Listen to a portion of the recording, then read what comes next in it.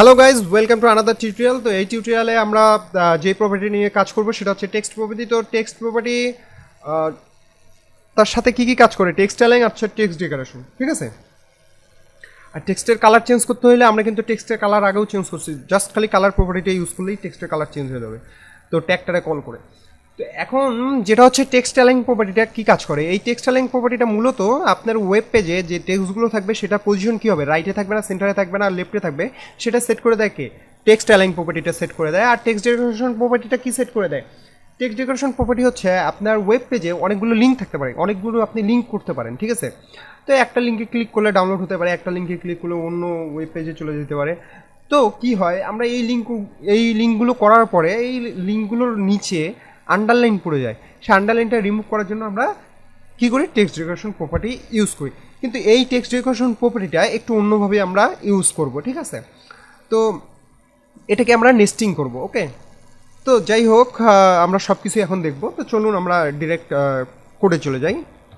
তো এখানে দেখতে পাচ্ছেন আমি একটা সিম্পল কোড করে রাখছি, ঠিক আছে। জাস্ট আমি একটা আইডি ক্রিয়েট করছি টেক্সট নামে, এবং সেটার ভিতরে কী করছি, একটা প্যারাগ্রাফ লিখে রাখছি, আর এখানে একটা লিঙ্ক করছি, ঠিক আছে।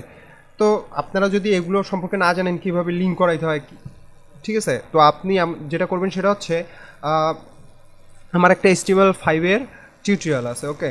তো সেই টিউটোরিয়ালটা আপনি দেখে নিতে পারেন, উপরের আই বাটনে ক্লিক করলে আপনি কি সেই টিউটোরিয়ালের লিঙ্কটা পেয়ে যাবেন। তো ওটা দেখে নিলে আপনার এগুলো বুঝতে সুবিধা হবে। তো এখন আমরা যেটা করবো, আমরা ব্রাউজারে চলে যাবো। আমাদের ব্রাউজারে গিয়ে আমরা যদি রিলোড দিই তাহলে দেখতে পারবো আমাদের কি কন্টেন্টটা এভাবে শো করতেছে, ঠিক না, এলিমেন্টগুলো এভাবে শো করতেছে। তো আমরা যেটা করবো, সর্বপ্রথম আমরা ইন্সপেক্ট এলিমেন্ট করবো। ইন্সপেক্ট এলিমেন্ট করে এই যে টেক্সট আইডিটা এটারে সিলেক্ট করবো, এটারে সিলেক্ট করে আমরা এখানে কি করবো, টেক্সট অ্যালাইনমেন্ট আমরা সেট করে দেবো। সেট করবো কি, সেন্টার। তাতে কি হয়ে যাবে, আমরা এখানে সেন্টার লিখলাম জন্য কি টেক্সটগুলো আমাদের সেন্টারে চলে আসলো। এখন যদি আমরা লিখি রাইট, তাহলে কোথায় যাবে, রাইটে চলে যাবে। তো এখানে আমরা লিখে দেবো সেন্টার। তো এটা কোথায় চলে আসো, সেন্টারে চলে আসো, ভালো কথা। তো এখন আমরা কালার চেঞ্জ করতে পারি না, তো কালার রেড। তো এখানে রেড দেওয়ার সাথে সাথে হ্যালো ইউটিউবের কালারটা রেড হয়ে গেল, কিন্তু এই ক্লিকমির কালারটা রেড হইলো না। কেউ ক্লিকমির কালারটা কেন রেড হইলো না, তার মানে কি, ক্লিকমি এই যে লিঙ্কটা আছে বা এই এলিমেন্টটা আছে, এই এলিমেন্টটা কী করতেছে, সে ডিফল্ট স্টাইলটাই ধরে রাখছে। আমরা যেই স্টাইলটা সেট করে দিলাম সেই স্টাইলটা সে কি নিচ্ছে না, সে ডিফল্ট স্টাইলই আছে। তো এই ডিফল্ট স্টাইলটা চেঞ্জ করতে হবে আমাদেরকে, ঠিক আছে।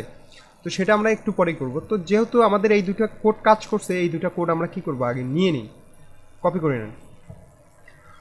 এডিটরে চলে যান, যাওয়ার পর style.css এ যান। এখানে গিয়ে হচ্ছে আপনি যেই আইডিটার ভিতরে কাজ করতে চান সেই আইডিটা লেখেন, text clone text align center, আর কালার হচ্ছে রেড, সেভ দেন। দেওয়ার পরে হচ্ছে যেটা করবেন সেটা হচ্ছে ব্রাউজারে চলে যাবেন, গিয়ে আপনি রিলোড দেন, দেখবেন যে এটা কাজ করতেছে, এই দুটো কোড কাজ করতেছে। এখন আপনাদেরকে একটা জিনিস বুঝতে হবে, সেটা হচ্ছে স্ট্রাকচার একটু বুঝতে হবে। কিসের স্ট্রাকচার, কোডের স্ট্রাকচার। তো আমাদের এখানে কোন এলিমেন্টটা ডিফল্ট স্টাইল নিয়ে আছে সেটা আমাদেরকে জানতে হবে। আমাদের ক্লিক মি এলিমেন্টটা ডিফল্ট স্টাইল নিয়ে আছে, তো এলিমেন্ট পিকার টুলটা নেন, এলিমেন্ট পিকার টুলটা নিয়ে ক্লিক মিটারে ক্লিক দেন। ক্লিক মিটার কোন ট্যাগের ভিতরে আছে, এ ট্যাগের ভিতরে আছে, তার মানে কি এ ট্যাগটা আমাদের ডিফল্ট স্টাইল নিয়ে আছে। তো আমরা যেটা করব সেটা হচ্ছে আমাদের এডিটরে চলে যাব, যাওয়ার পর style.css এ চলে যাব, যাওয়ার পর এখানে আবার লিখব হ্যাশ টেক্সট, txt টেক্সট। আচ্ছা, তো আমাদের ডিফল্ট মানে কোন এলিমেন্টটা আমাদের ডিফল্ট স্টাইল নিয়ে আছে, এ ট্যাগটা, ঠিক না। আচ্ছা, এ ট্যাগের ভিতরে যে এলিমেন্টটা আছে সেটাই তো ডিফল্ট স্টাইল নিয়ে আছে। আচ্ছা, এ ট্যাগটা আমাদের কোন ইয়ার ভিতরে আছে, আইডির ভিতরে, টেক্সট আইডির ভিতরে আছে। টেক্সট আইডির ভিতরে আছে জন্যই আমি কি লিখছি, আর টেক্সট, ঠিক আছে। প্রথমে আগে লিখছি কি টেক্সট, তার মানে আমি সিএসএসকে বলতেছি আমার একটা টেক্সট নামে আইডি আছে, সেটার ভিতরে একটা এ ট্যাগ আছে। সেই এ ট্যাগটার তুমি টেক্সট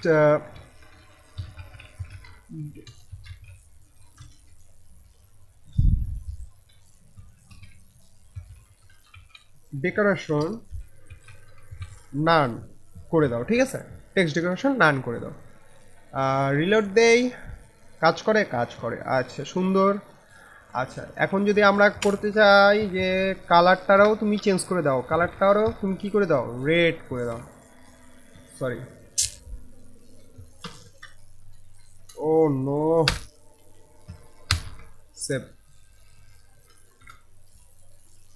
আচ্ছা সেভ দেন, এখন ব্রাউজারে চলে যান, রিলোড দেন, ঠিক আছে, কালারটাও চেঞ্জ হয়ে গেছে।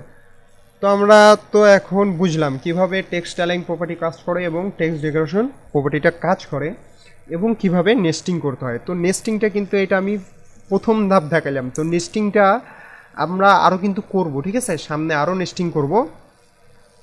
কিন্তু আপনাদেরকে বুঝতে হবে, আগে কোডের স্ট্রাকচারটা বুঝতে হবে, বুঝে তারপরেই কিন্তু নেস্টিং করতে হবে।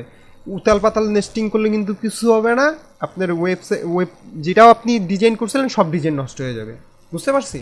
উতাল পাতাল করা যাবে না। যাই হোক, এখন এই পর্যন্ত, পরবর্তী টিউটোরিয়ালে আবার দেখা হচ্ছে। তো পরবর্তী টিউটোরিয়ালটা হবে ফন্টের উপরে, ঠিক আছে, ফন্ট স্টাইলের উপরে। ওকে, তো চলুন পরবর্তী টিউটোরিয়ালে যাওয়া যাক, কিন্তু এখন এই পর্যন্তই। ধন্যবাদ।